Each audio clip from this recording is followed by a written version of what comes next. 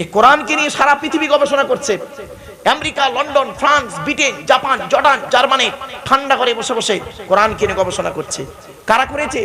হ্যাম্প্রে David, Michael Faraday, Einstein, Isaac Newton, doctor Maurice বুখাইদি, mister Cook, mister Jabiri, mister Campbell, Raja Rammohan Roy, Ishwarchandra Vidyasagar, Rabindranath Tagore, Acharya Jagadish Chandra Bose, Francis ডেক, Williams কিটমুর, Williams Harvey, Thomas, George বার্নার, এরা কোরআনকে নিয়ে গবেষণা করলো।